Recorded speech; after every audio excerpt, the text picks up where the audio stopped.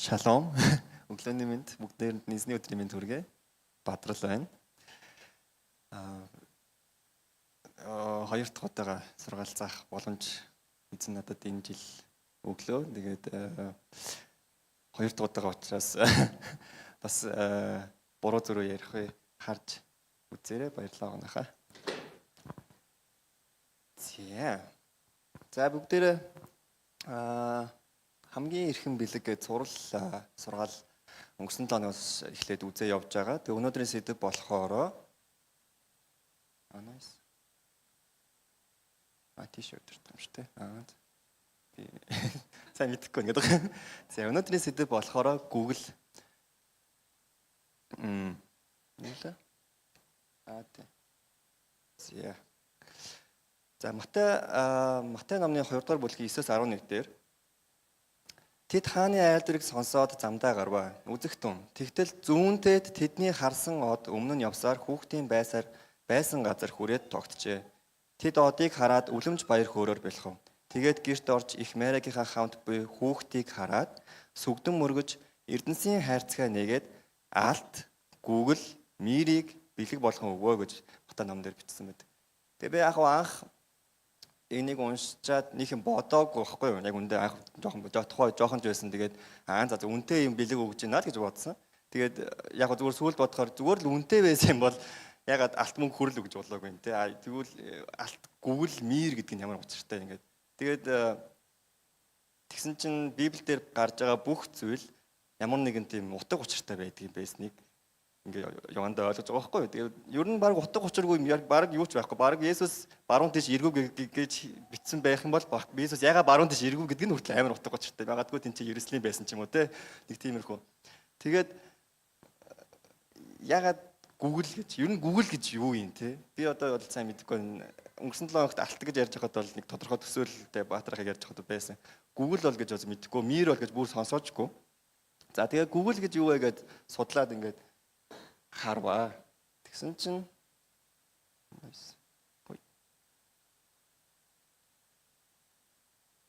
яа гэм бол за Google гэдэг нь юм байжээ.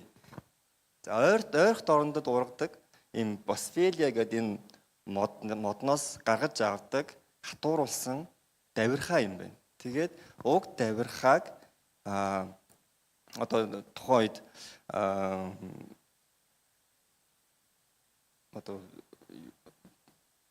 одоо энэ давирхаа нь өөрөө нэг айгүй тийм одоо супер эд юм байна та миний уншснаар бол. Тэгэхээр ашиглалтууд нь болохоор тостой хойлоод одоо эмнэлгийн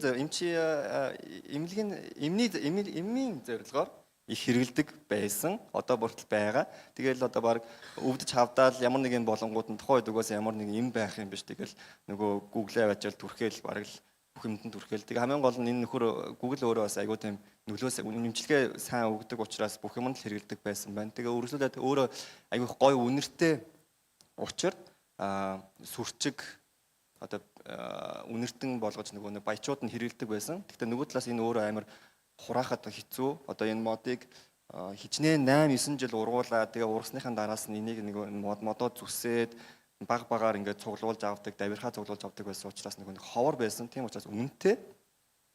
Тэгээд өнөө өөрөө айгүй супер эд байсан учраас магадгүй тэгээд элдв бензин өөр бас шашны элдв бензин зан үйлд ашиглаа явцдаг байсан. Гэтэ тэр нэг чухал биш. Өнөөдөр хамгийн чухал нь болохоор тухайн Google-ийг яаж хэрэгэлдэг байсан бэ гэхээр бурханд ариун утлах тахил болгож Google-ийг хэрэгэлдэг байжээ. Тэгээд энэ талаар Гитлэл номын 30-аас 30 дугаар бүлгийн 34-өөс 37 дээр маш тодорхой бичсэн байдаг. Тэгээд дараа нь Мосед эзэн өөрөө Мосед хэлээд өөртөө зориулан анхлын үнэртүүд болох Стакте, Ониха, Халвана болон цэвэр Google-ийг тус бүрээс нь ижил хэмжээгээр авахтун үгээржээ сүрчиг найруулагчтай адил урлал болох сүрчиг буюу давстай цэвэр ариун утлагыг үйлдэгтун. Тэдгээрийг чи маш сайн бутлан нүдэж миний чамтай уулзалтын майхны дотор гэрчлэлийн өмнө түүнээс тавихтун гэж Бурхан өөрөө Мосед хэлсэн байдаг. Тэгээ энэ ишлээс яг 36-гийн бүгнээр онцолж харах юм бол Бурхан өөрөө Мосед миний чамтай уулзалтын майхны доторх гэрчлийн өмнө түүнээс тавигтун гэж хэлсэн байдаг. Тэгэхээр хуучин гэрээний үед сая угнаах яг хэлсэнчлэн хуучин гэрээний үед тэр майхан сүмэн 3 4 юм үе шаталтай. Тэгээ гаднаасаа нэг хайр үндэстэн тэгээ эмэгтэйчүүд ороод тэгээд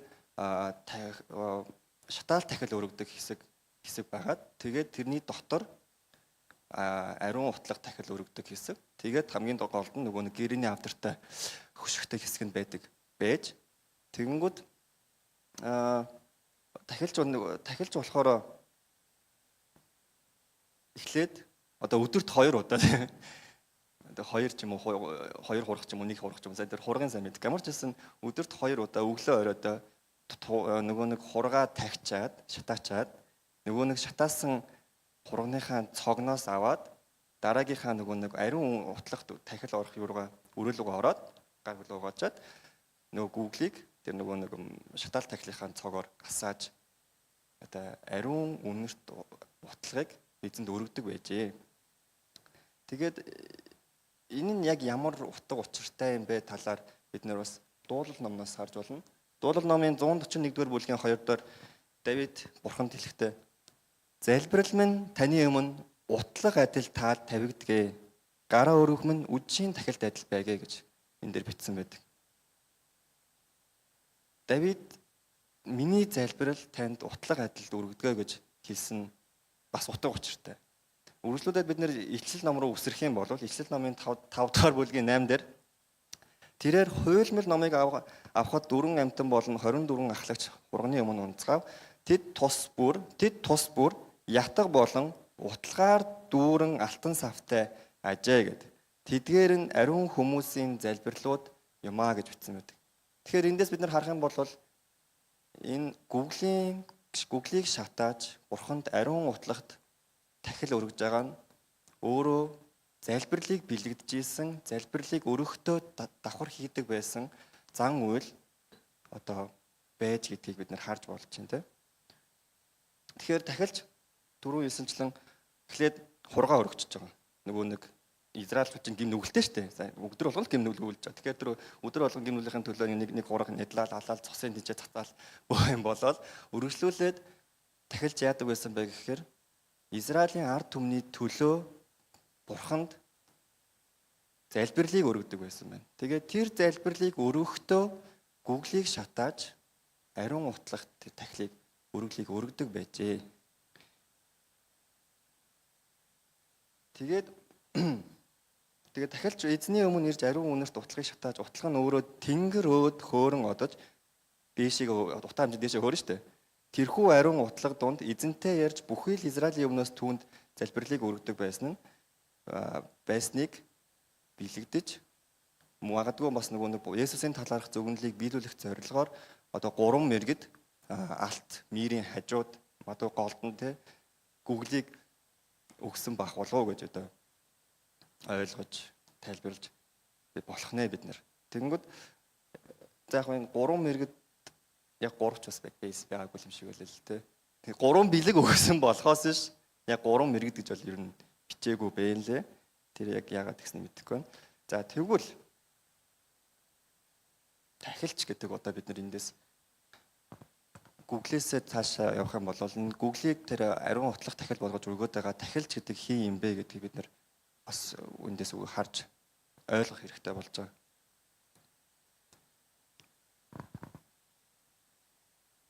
Библиэлд хамгийн анх тахилч гэдэг нэртэй гарч ирсэн хүн болохоор Мелхизедек гэдэг хүн байж. Мелхизедек гэдэг одоо бид нэр эхлэл энэ Ишлийн дугаар мөрөд тавьсан. Эхлэл номын 14-р бүлгийн 18 дээрээс харах юм бол Салемийнхаа Мелхизедек таглах дарс аваад гарч ирж тэрээр хамгийн дээд бурхны тахилч байваа. Авраамыг өрөөж хэлэхдээ Тэнгэр газрын хамгийн дээд бурхан Авраамыг өрөөх болтугай. Та нарын дайсныг гартчин тушаасан хамгийн дээд бурхан магтагдах болтугай гэв. Авраам түүнд бүх юмнаас 11-ийг өгчээ гэж. Тэгээ Мелхизедек гэж хинбэ гэдэг асуугаад судлах юм болохоор энэ түүхийн бэкграунд нь болохоор Авраам нэг Лот гэдэг нэг дүүтэй штэ. Тэгээ дүүтэйгээ явж исэн. Тэгээ дүүн тэр хоёр Авраам хоёр салаад мал хургуун нэг олуулаа болоод баяжаад хоёлаа ер нь нэг бэлчээр багтахгүй байна. Лот миний хөө чи тийшээ яваа гэх. Тэгээ Лот өөр Содом гэд хотын ойролцоо ингээд нутагшаад байж исэн чинь одоо ашиг сонирхлын зөрчил тэнцээ өөр улсуудад байсан. Содомуудыг эзлэгдэх нь сацуу Лот хамрагдаад өөр гаруудад эзлэгдсэн чинь Авраам түүнийг сонсоод Лот дүүгээ очиж аварж байгаа. Тэгээд Лотыг аварчаад буцаж ирж байхад нь өөдөөс нь Содомын хаан болон энэ Салемийн хаан Мелхизедек гэдэг хоёр хүн угтаж аваад ялангуяа угтаж аваад тэгээд энэ Салемийн хаан Мелхизедек гэдэг хүн тахил чинь өөрөө Авраамыг өрөөж байгаа.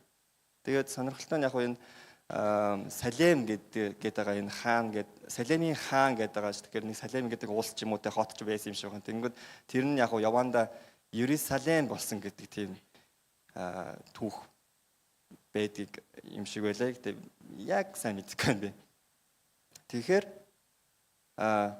Мелхизедек гэдэг хүн Библиэлд гарч байгаа хамгийн анхны хамгийн дээд бурхны тахилч байв гэж бичигдсэн хүн байна. Тэгэнгүүт өргөжлүүлээд бид нэр Давидын дуул номын 110 дугаар бүлэг дээрээс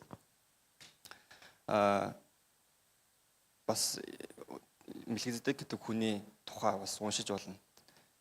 За нэгдүгээр ишлээс нь бол эзэн миний эзэнд би чиний дайснуудыг хөлийн чин гишүүр болгохтол миний баруун гарт залрахтун гэв. Тэгээд Давид энэ дээр яг нэгдүгээр ишлээс нь шууд эхлээл авир жоо сони эхэлж. Айгу надад л айгу сонин санагц. Эзэн миний эзэн тэгээд тэнгууд Давид яхахлаараа би эзэн миний эзэн гэж хэлж байгаа гэдэг. Тэгэхээр одоо тухайн үед Есүс төрөөгөөс тэгээд бурхантай Давид ингээ харьцаж байхад Давидын бурхан Давидын эзэнд тэгж хэлвэ гэд хэлж байгаа байхгүй. Тэгэхээр эндээс ингээд 3 дахь житгээд ингээд гарч ирэх гээд байгаа. Тэгэнгүүт бурхан тэр Давидын эзэнд хэлж байгаа шүү. Бурхан Давидэд хэлж байгаа. Би чиний дайснуудыг гэж билээгөө. Бурхан Давидын эзэнд би чиний дайснуудыг хөлийн чин гишгүүр болгохтол миний баруун гарт залрахтун гэв. Тэгээд эзэн Сионоос хүч чадлын очир таягийг чинь сунган дайснуудынхаа дунд захирагтун. Ариун ууландаа та өөрийнхөө хүчийг дагуулах өдөр таны ард түмэн сайн дураараа өөрсдийгөө өргөх болно. Үүрийн хаяанаас шүүдэр мэд таны залуучууд танд ирнэ. Эзэн тангаралсан бөгөөд санаагаа өөрчлөгдөхгүй. Мелхизедекийн хэрэгмийн дагуу чи мөнхийн тахилч юм гэвэ гэж. Тэгэхээр энэ дээрээс бид нэг л гаргалгаа ер нь гаргаж болно. Бурхан Есүс Христ буюу хүүдээ юу хийхийг чи яг Есүс Христийг ямар хуу албан тушаалтай байхыг ерөнхийдөө дуулал ном дээр хэлж байгааг бид нар харж болж байгаа. Ягаад гэвэл Давид ч өөрөө хаан. Давидын яг хорвоо дэлхий дээр тухайн үед Давидын дээр нэг ч хүн байгаагүй тий.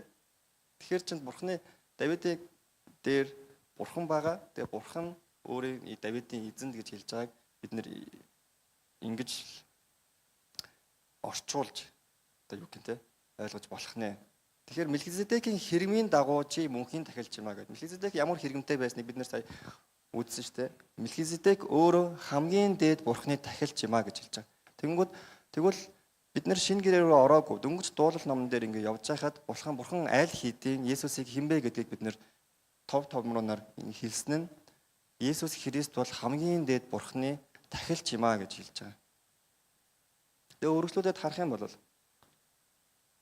Захирия номын 6-гийн 12-аас 13 дээр тэгээд түүнд түг түмдийн эзэн ийхүү айлдж байна. Мөчөр химээх нэртэй хүнийг үзэхтэн. Юу гэвэл түүний байгаа газраас тэр ургаж нахайлдгаа. Тэр эзний сүмийг барих болно. Тийм ээ. Эзний сүмийг барих хүн нь тэр юм. Тэр хүндлийг хүртэж өөрийн сэнти дээр захирна. Иймээс тэр өөрийнхөө сэнти дээр тахилж болж хоёр талын хооронд инхийн зөвлөл болох юм а хэмээн хэлгэвэ. Энэ гişлэл дээр бидний түрүүн сая үздсэн Есүс Христ тахилч юм а гэдгийг батадгаад үргэлжлүүлэн яг ямар зорилготой юу хийх гээд байгаа гэдгийг маш тодорхойноор бичсэн байна. За эхнээс нь бүгдээрээ харах юм бол мөчөр химээх нэртэй хүнийг үзэхтэн гэж. Тэг юу гэвэл түүний байгаа газраас тэр ургаж нахайлдгаа гэж байгаа. Хэрв яг мөчир гэдэг үг нь Есүс гэдэг гэсэн үг байсан гэж би бодохгүй байна. Гэхдээ энэ дээр Есүс Христийн талаар ярьж байгаа гэдэг л маш ойлгомжтой. Тэгээд түүний байгаа газраас тэр ургалж нахаалдаг гэж. Есүс Христ байгаа газраас Бурхны үг тэнцээ нахаалж, тэнцээ Есүс Христ байгаа газар Бурхан өөрөө хамт байдаг шүү гэдгийг энэ дээр онцолж тодорхой хэлж байгаа. Тэгээд үргэлжлүүлээд эзний сүмийг тэр барих болно гэж. Есүс Христ энэ дэлхий дээр Бурхны ариун оршихуй, тэр ариун сүмийг барихаар өөрөө ирсэн гэдгийг бид бүгд мэдж байгаа.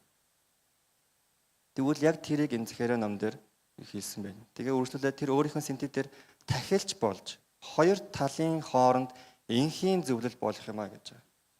Тэгвэл Есүс Христ хамгийн дээд Бурхны тахилч болохоор ирсэн. Тахилч Есүс Христ бидний дунд юу хийх гээд байна гэхээр хоёр талын хооронд энхийн зөвлөл болох юм а гэж.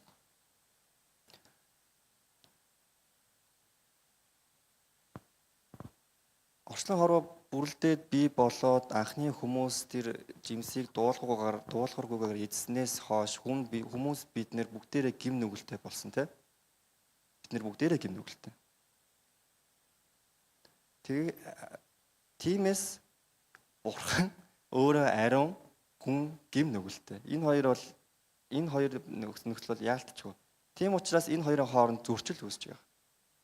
Бурхан ариун учраас гим нүгэллийг хүлээн зөвшөөрч болохгүй. Угаасаа гим нүгэл Бурханы хажууд байх боломжгүй. Эргээгээд бид нар гим нүгэлтэй учраас Бурханы оршихуйд орж чадахгүй байсан. Тийм учраас тахилч нарын тэр хуужин гэрэн дээр элдв янзын зан үйлдээд хуран мураг нэдлээд гар хөлөө угаагаад бөө юм болж иж Бурханы оршихуй цаана хөшигний цаана очдөг байсан. Бид нэр Бурхантай ер нь ойртож болохгүй байгаад. Тэгээд бид нэр гим нүгэлтэй учраас бид нэр гим нүглийн төлөөсөө төлөх шаардлагатай байгаад.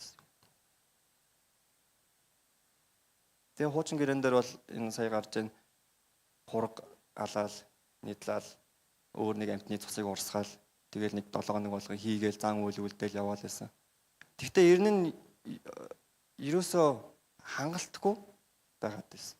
Ягаад гэвэл чинь төр зурах те. Өдөр болгон л хийж идэг.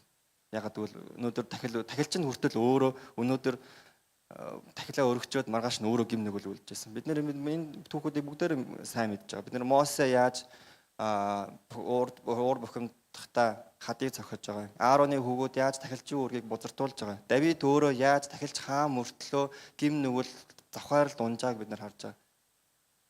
Тийм учраас хүмүүсийн дундаас бидний дундаас томилогдож байгаа гарч ирж исэн тэр тахилч биднийг Бурхантай дээр эвлэрүүлэхээр томилогдсон хүмүүс өөрсдөө гим нүгэлтэй байсан учраас бид нэр тухайд хүмүүс Бурхантай 100% ойртож чадахгүй байгаад байна.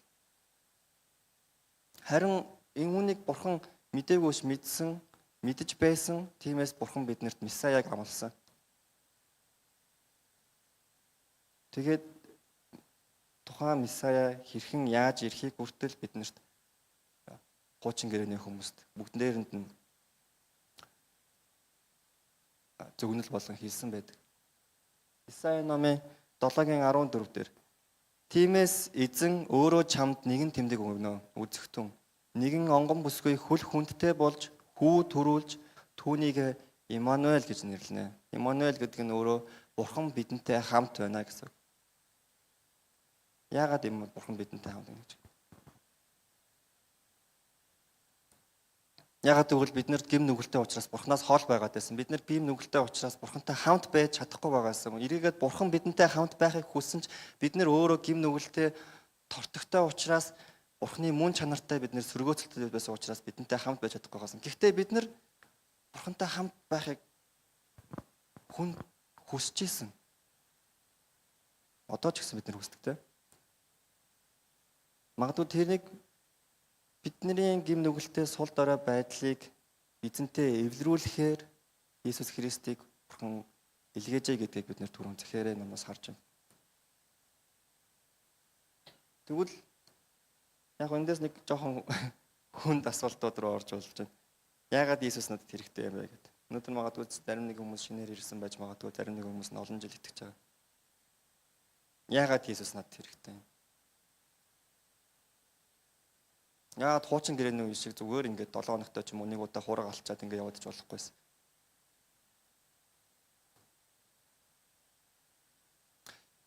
Яг уур амьсгал жоохон сонирн байна те. Хүүт ба яжил юу ч гэсэн жоохон хүүтэн байна гэдэг байхгүй. Ягаад гэдэг үгийг ер нь хэдэн янзын хэлээр хэлж чаддаг, олон янзын хэлээр үгээр хэлж чаддаг хүн байна уу? Жишээ нь англиар why те. Хятадаар юу вэ? Where орсоор почему за. Германаар юу вэ? Warum. Францаар pourquoi. Испанаар юу вэ? Por qué те. За почему надад эргээс хэрэгтэй юм те. Тэгээд бид нэр үргэлж байгаа магадгүй их бага хэмжээгээр юм байнга л юм бодож асууж те ялангуяа өөрсдийнхээ талаар амьдралынхаа талаар бодож эргцүүлж утга учир хайж идэм болоо гэж би ер нь бодсон. Ямар нэг юм зүйл тохиолдож байгаа юм бол яагаад надад юм тохиолдож байгаа. Эсвэл би өөрөө нэг сонирн байдалд орчих юм. Би яагаад ийм юм болоо? Би яагаад ийм зантаа болоо гэсэн те. Эсвэл нэг хүн надад муухай шиж юм бол тэр яагаад тийм юм болоо? Ийм юм болоо гэл те. Эсвэл бид нэр хайрлагдах бас тийм хүсэл эрмэлзэлтэй. Бид нэр хүлээн зөвшөөрдөг юм хүсэл эрмэлзэлтэй те. Энэ байгаа хүмүүстэй ажил дээр гэр бүлдээ намайг магтаасаа, намайг сайшаагаасаа, би хайрлагдах юмсаа, намайг сайн байна гэд хэлээсэй гэд хүлээн зөвшөөрөөсэй. Эсвэл бид нэр өөртөө болон өөрсдийнхөө хайртай хүмүүст сайн сайхныг бас хүсдэг те. Эсвэл мөн бид нар баяр хөөртэй байхыг хүсдэг. Бид нар амар тайван байхыг хүсдэг. Бид нар яагаад энийг хүсээд байгаа? Бид нар одоо зүгээр энэ бичнээс үүсцэн гэдэг шиг те бид нар ингээ явж байгаад нэг хүн хөдөлмөр хүнийг хүн болгоод гэдэг шиг тэгэж явж үүссэн болвол надад тэр жоохон өрөөсөө санагдаад байдаг нь зүгээр нэг юм амьд биед оюун ухаантай болоод гараад ирсэн юм шиг санагдаад байдаг байхгүй юу? Надад бол тийм биш гэж боддог. Ягаад гэвэл тийм биш байгаагийн тийм биш гэдгийг надад баталгаа нь юу вэ гэхээр би өөрөө нэмжээ зүрх сэтгэлтэй, сүнстэй гэдгээ би ингэ мэдрээд байдаг. Би тэрийг тайлбарлаж яг үндэ мэдэхгүй. Ямар нэгэн цахилгаан долгионоор би чиний сүнсний аураа чинь тэд байна, бүрхүүл чинь тэд байна гэдээ би үнэхээр хэлж мэдэхгүй. Тийм байдгийг сонсон гэдэг тэрийг би хэлэхгүй байна. Тэгэхдээ бид нар болохоор зүгээр нэг юм оюун ухаантай сармагчингууд ч юм уу те биш. Бид нэр сүнстэй, бид нэр бурхны дүр төрхийн адилаар бүтээгдсэн сүнстэй хүмүүс юм а гэж би боддог. Итгэдэг. Тэгэхээр бид нэр анханасаа бурхны дүр төрхөөр бүтээгдэж, бурхантай хамт байхаар бүтээгдэж, Эден цэцэрлэгт уулна тэр Адам, Ева хоёр жимсэдэг байсан бол бид нэр энэ ч хүүтэн заалан цуухгүй тэр Эден цэцэрлэг дотор байж байх ёстой байсан хүмүүс өнөөдөр гим нүглээсээ болж өөрсдийнхөө болон өрөөлийн гим нүглээс болж бурхнаас хол таслагдаад ингээ явж байгаа золгүй хүмүүс байна те. Тэгээ бид нэр анханасаа тэгээд бүтээгдсэн учраас бидний тэр хоосон сүнсийг, бидний хоосон тэр зүрх сэтгэлийг бурхан дүүрэх ёстой, бурхан дүүрэх хэрэгтэй. Тэгээ бид нэр бурхан дээр ирж тэрийг дүүрэх ёстой байдаг. Даанч тэрийг бид нэр хүлээн зөвшөөрч итгэж чадахгүй байдаг. Магадгүй тийм болоод биднэрт Есүс хэрэгтэй байхаа гэж бодож байна. Танд эсвэл таны эргэн тойронд байгаа хүмүүстэй та өөрөө яг Есүс дотор гоё сайхан яваад итгэжиж болно. Өөрөө л хэцүү байгаа хүмүүс байвал тэднэрт ч ихсэн тэр хоосон байгаад байгаа. Тэд нар яг хүлээн зөвшөөрөхгүй хүмүүс байгаа те. Чиний тэр Есүс чи яад гэдэг ингээл. Гэтэ тэдний зүрх сэтгэлд юу дутаад байгааг та мэдж байгаа, бид нар мэдж байгаа. Эсвэл өнөөдөр мэдлээ. Тийм учраас тэр хэрэгцээтэй байгаа хүнд нь Есүсийн тухай та яриарай. Чадахгүй бол 22-нд авчраарай. Энд ч мундаг ярьдаг хүмүүс зөндөө байгаа. Тэгэхэд Есүс ирээд юу хийсэн талаар бид нэр Еврей бүлгийн Еврей номын 10 дугаар бүлгээс бид нэр харж байна. Тахилч болгон өдөр бүр үйлчлэн нүглийг хизээч зайлуулж үл чадах өнөөх л тахилуудаа дахин өргөсөөр зогсдгоо. Бид нэр түрүү ярьсантай. Дахин өргөсөөр л зогсдог. Тэр нь төр зүрийн л эзнийг тэр цатааруулсан тий аргацсан тийм тахилууд байсан учраас дахин өргөсөөр зогсож. Харин Уучлаарай. Харин тэр нүглийн төлөөх ганц тахил үүр дүргөөд Бурхны баруун гарт заларсан ба гэж. Есүс тахилж болж энд ирээд бидний өмнөөс ганц л тахилыг өргөөл тэгээд Бурхны баруун гарт заларсан. Тэр тахил нь өөрөө хангалттай байсан. Яагаад хангалттай байсан талаар магадгүй бид нарт эх 7 хоногт үзэх байх. Мэрдэг бэлэг дээр. Тэгээ үргэлжлэх юм бол тэр цагаас дайснуудыг нь хөлийнх нь гიშгүр болгох үртэл хүлээж байна. Учир нь тэр ариун бологдсдыг ганц тахилаар үүр төгс болгожээ. Ариун сүнс бидэнд мөн гэрчилдэг. Учир нь тэр ариун сүнс бидэнд мөн гэрчилдэг. Учир нь тэр эзэн айдалтж байна. Тэр өдрүүдийн дараа тэдэнтэй байгуулах гэрээ юм. Би хуйлуудаа тэдний зүрхэнд тавина. Тэдгээрийг ухаан санаанд нь бичнэ гэд цаашид тэдний нүглийг, тэдний ёс бусыг явдлыг ис санана гэжээ. Эдгээрийн уулчлал хаа байна? Тэнд цаашид нүглийн төлөөх тахил үгүй болдгоо гэж. Тэгэхээр би бол тийм мундаг сайн хүн биш. Мундаг сайн цэвэр ариун хүн болоод өнөөдөр эзэн намайг энд дуудсан гэж би бодохгүй. Яагаад өнөөдөр намайг сантаар сургаал заалгаж байгаа гэж би сайн мэдэхгүй. Магадгүй бурханд хариулт нь байгаа хэ. Өнгөрсөн 7 хоногт би тэгсэн, ингэсэн, тэрийг ингэж хийсэн, тийм юм хийсэн. Тэн рүү тэгэж харсан. Эсвэл одоо тэрийг тэгэж бодсон. Гэ надад гэмнүг бол зөндөө байгаа. Тэгтэл хамгийн дээд нэгэн энэ орчлон ертөнц бид бүхний харж байгаа энэ нар сарыг бүтээсэн нэгэн өөрийнхөө хүүг өгөөд миний өмнөөс ганц тахилыг өргөөд намайг төгс болгосон гэж. Би яг төгс болсон гэдэг нь би өнөөдөр ингээ гэгэрчээд гэж зогсож байгаа юм биш. Би магтаалан багт байдаг. Эсвэргээр биний гэм нүглийг Есүс Христийн зөвтгөл, Есүс Христийн цус хучиж миний гэм нүглийг эзэн харахгүй болсонд байгаа. Тэгэл болоо. Намайг жоохон байхад манай эмээ бид нэр ингээд эмээтэй бид нэр манай гэрийнхээ ингээд яриад нэг сургаалаа бүтцээний өдөр л байсан. Тэгээд сургаал тухайн өдөр сонсон сургаалаа ингээ яриа ажилласан чинь манай аав амар сонирхолтой байсан. Хуучин гэрэн дээр нэг хураг ингээ алаад нядлаад байх юм. Бид нар ч гэсэн тэгж болдгоо юм гээд. Тэгээд яг би ойлгож байна л да. Нөгөө нэг зүрх сэтгэлээсээ нөгөө нэг ямар нэгэн байдлаар ингээ өөрчлөгдөхөөс илүүтэй нэг газраас налахаас ч юм уу те нэг хэдэн хураг олж ирээд 7 хоногт нэг удаа нядлаад байх нь амар санагдаад байгаа байхгүй те. Яг бол тэр чинь заан үйл те. Тэр чинь заавал ингэ зүрх сэтгэлээсээ байх шаардлага байхгүй. Нэг юм уншсан болоод гэд алчаад шатаасан болоод зогсчод байвал тэр нь амар санагдаад байна. Гэхдээ өнөөдөр бидэнд тех шаардлага байхгүй. Өнөөдөр бидний бүтцийн өдөр болгоо нэг нэгээрээ хонь алж ирээл энэ чинь ингээл гал төмөр тавиадах шаардлага болоод байна шүү дээ. Тэгээд яагаад тийм болсон бэ гэхээр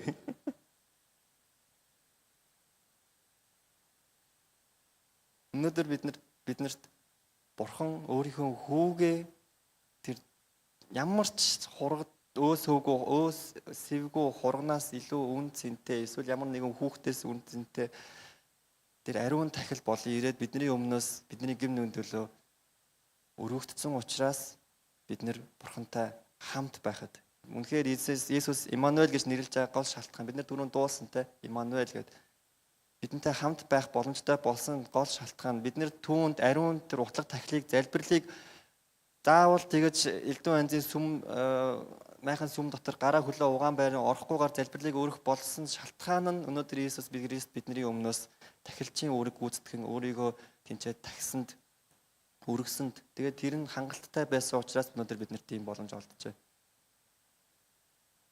Энэ л зүйлийг зөөрлөж магадгүй мэрэгд 3 байгаагүй гэсэн.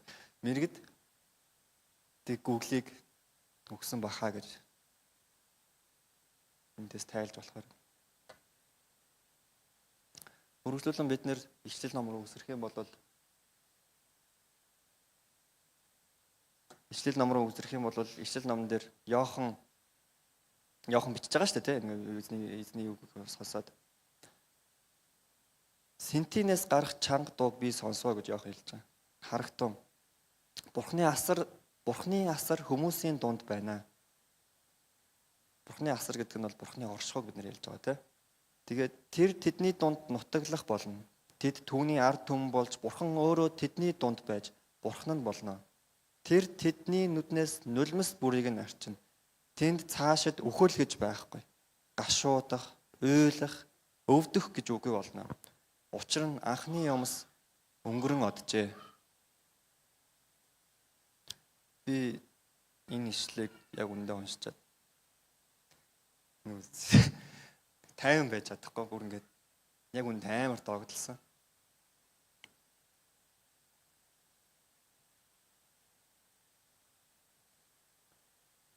Есүс Христ эргэж ирээд Бурхны оршихуй, Бурхны асар бидний дунд оршиж бид нэр түүнтэй хамт байхад орших тэр цаг мөчөд үхэл гэж үгүй болох нь. Бид нэр үхэхгүй байх нь. Бидний хайртай хүмүүс үхэхгүй байх. Бид нэр дахиж гашуудахгүй байх нь. Бид нэр дахиж уйлах шалтгаангүй байх нь. Магадгүй баярлж уйлдаг юм бол ямар ч уйлах шалтгаангүй байх. Тэгээ өвдөгчгүй гэл. Тэгээ учир нь анхны юмс өнгөрөн одсоо гэж. Тэгээ үргэлжлэх юм бол синтид залрагч нь харагтун. Би бүх юмсыг шин болгож байна гэд бичих тун. Эдгээр үгс итгэмжит бөгөөд үнэн гэвэ. Тэр надад боллоо. Альфа ба омега. Эхлэл ба төгсгөл нь би байгаа юм. Цангасан нэгэнд би амийн усны булгаас үнгөө өгнө. Ялагч нь үүнийг өвлөх бөгөөд би түүний бурхан болж тэр миний хүү болно гэж. Тиймээс итгэл нэгт ахын дүүсээ. Би та нарыг хятхан урамшуулмаар нь тууштай байгаарай. Учир нь бидний очих тэр газарт үхэл гэж үгүй. Бид нэр гашуудахгүй, бид нэр өвдөхгүй, бид нэр цангахгүй, бид нэр бурхантай хамт байх бөгөөд өнөөдөр бидний дэлхий дээр байгаа энэ гим нүгэл, энэ бузар булай, төгс бус байдал нь үгүй болж бүх юмс шин болно гэж үзсэн.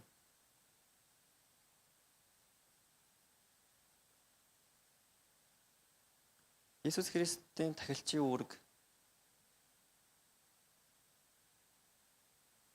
яг маш олон утга учиртай. Библиэлд гарч байгаа ишлэл болгон, ишлэл үг болгон, зүйрлэл болгон маш гарын нарийн гүн утгатай.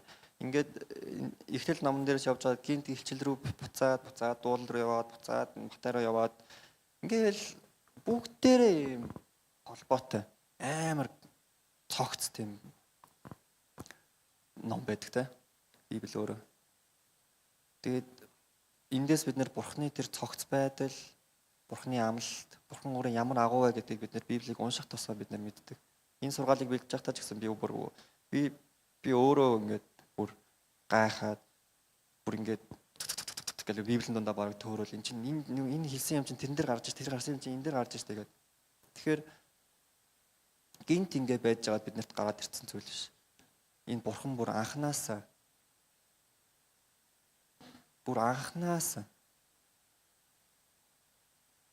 ийм ямар нэгэн тийм орчин үеийн арчлалын үед гарч ирж байгаа гоё тийм шашны урсгал ерөөсөө биш. Бүр биднийг энд суухыг эзэн бүр анханасаа Адам Евагийн үеэс магадгүй Чингис хааны үеэс бүх үеийн турш бид нарыг мэдчихсэн. Ирээдүйд юу болохыг Бурхан бас мэдж байгаа. Бид нарыг ямар гим нүгэлтэйг бас эзэн мэдж байгаа. Тэгээ бидний сул дорой бидний ямар итгэмжгүй гим нүгэлтэй байдлыг Бурхан мэдчихсэн учраас Бурхан өөрийнхөө хүүгээ илгээгээд бидэнтэй эвлэрхийг хүсжээ. Бидэнтэй хамт байхыг хүссэн. Тийм учраас өнөөдрийн сургаалын гол миний яг хуваалцахыг хүссэн зүйл нь Есүс ирж Бурхан бидэнтэй хамт буй гэдгийг өөрийн тахилчийн үүргээрээ бидэнд үзүүлж харуулж үйлдсэн байна. Биднэрт Бурхантай хамт байх эрх байхгүй. Ягаад гэвэл бид нар чинь гим нүгэлтэй. Бид нар Бурхантай хамт байж чадахчгүй. Бид нар ягаад гэвэл бид нар чинь сул дорой. Харин энэ боломжийг Есүс өөрөө амиараа биднэрт олгосон байхад бид нар түүнтэй хамт байхыг хүсэхгүй гэж юу? Энэ талаар бүгд эх 7 хоногт эргцүүлэн бодоорой. Алхаж байхдаа, хоол идж байхдаа, ажил дээр өглөө босоод өглөө эсвэл орой унтахдаа та эзэнтэй хамт байна уу? Яг гэвэл эзэн тантай хамт байхад бэлэн байна. Есүс өөрөө Бурхан эцгийнхээ баруун гарын суудалд заларч таны төлөө өдөр шөнөгүй яолон залбирч байна. Харин та түүнтэй хамт байна уу?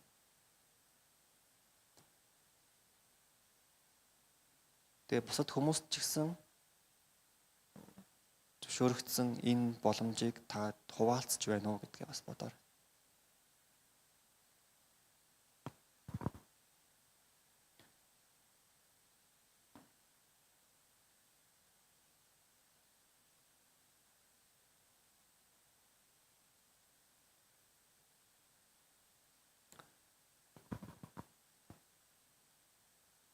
Тэр хамтдаа залбирцгаая. Биний их урт сургаал яг үндэ бэлдээгөө. Гэхдээ өнөөдөр миний хуваалцахыг хүссэн зүйл ердөө энэ л байл. Гэхдээ та бүхэн бүгдээрээ дор бүрнээ одоо эзнийг тунгааж бодож залбираа.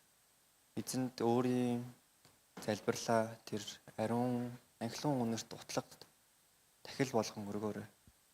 Ягаад гэвэл бидэнд энэ боломж байна. Бидэнд энэ эрх олгогдсон байна. Нэгүслэр бид нар сайн болоод биш. Бид нар мундаг болоод биш. Та нар сонгогдсон учраас юм биш. Та нарт харин нэгүслэр өгдсөн учраас танд энэ боломж байна. Та энэ боломжийг ашиглаач. Та гим нүгэлтэй байна уу? Та гимшээрэй. Танд гоё зүйлс тохиолдсон уу? Та талархаарай. Танд асуудлууд байна уу? Та өргөөч эцэст.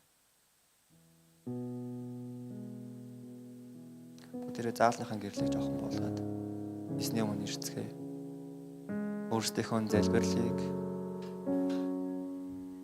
анхлын үнэрт утлаг бол дахил болгон эзэнд өргөцгөөе.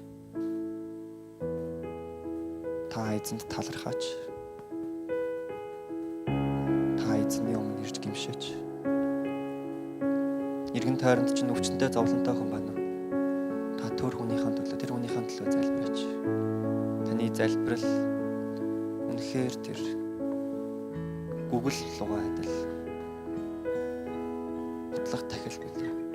Та түүнд өргөж.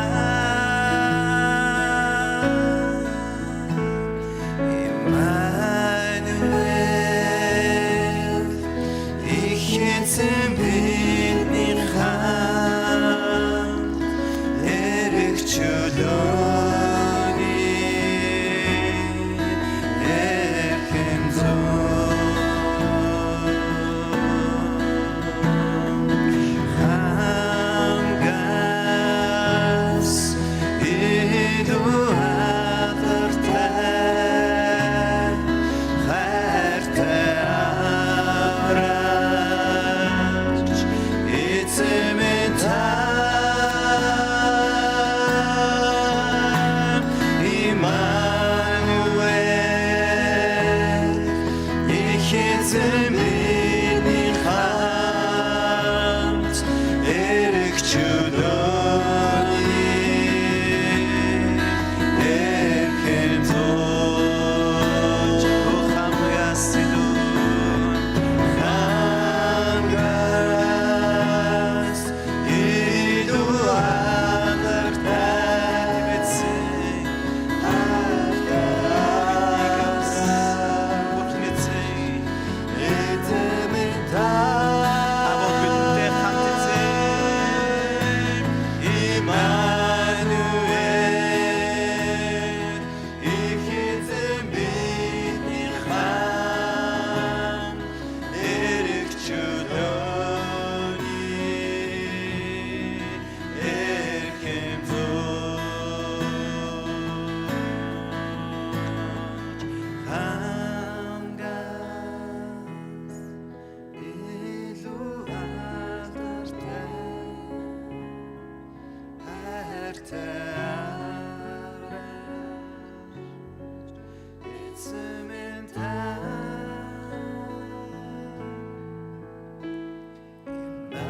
Иммануэль их эзэн бидний хаан эрх чөлөөний эрхэм зууж. Баярлалаа хайртай аав минь. Бидэнд энэ цаг мөчийг зөвшөөрсөнд баярлалаа. Бидэнд өөрийнхөө нэгүслийг зөвшөөрсөнд баярлалаа эзэн минь. Таны сэнтийн өмнө ирэх зохисгүй. Таны орших үед орших боломжгүй байхад эзэн та өөрийн хүүгээ илгээж бидний өмнөөс тахилчийн үрийг гүйцэтгэж бидний өмнөөс тэр агуу төгс тахилыг төлөвлөж бидэнтэй хамт байхыг боломжийг тантай хамт байхыг боломжийг бидэнд өгсөнд үнэхээр их баярлалаа Есүс.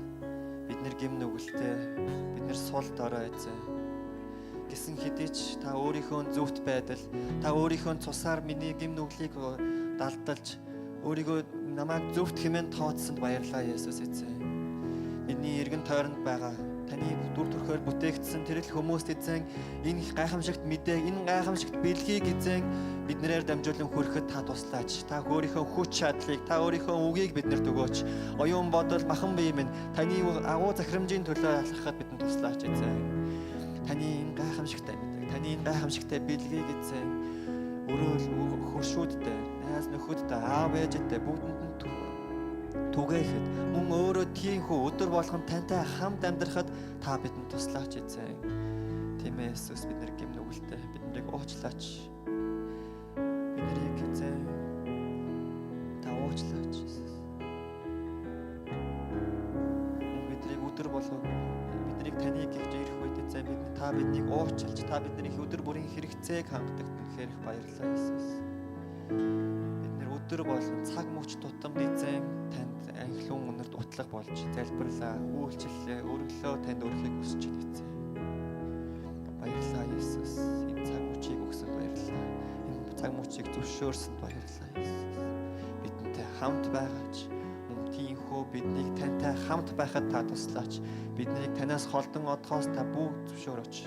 Харин та биднийг чангатхан биднийг та үе тэртэй байлгаач. Амен Есүс. Энэ цаг мөчийг өгсөнд баярлалаа. Есүс Христийн нэрээр бидэнтэй хамт байгч нэгний нэрээр талархан даатхан гойн залбирлаа. Амен. Амен.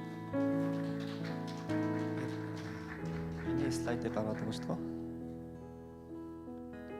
Тэгээд нэг ишлэлийг Еврей 10 дугаар бүлгийн 19-с та бүхэнд уншаад дуусгах гэж бодлоо.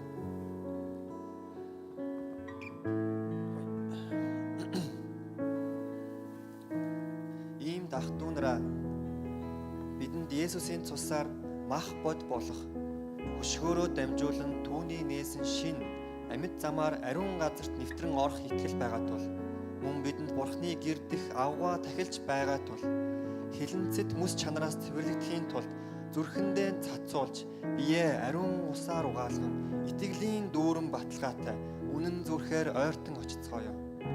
Найдвараа хүлээн зөвшөөрснөө говьлгүй бат баримтлацгаая. Учир нь амлагч нь итгэмжит билээ гэж бичсэн байна. Амен. Эх 7 хоногт эх өдрүүдэд бид та эзэн тантай хамт байх болтугай. Тийхүү та эзэнтэй хамт байх болтугай. Өдөрөө итгэлээ батлан. Итгэлээ баттаа сахиж хийсэнтэйгээ хамт алхацгаая.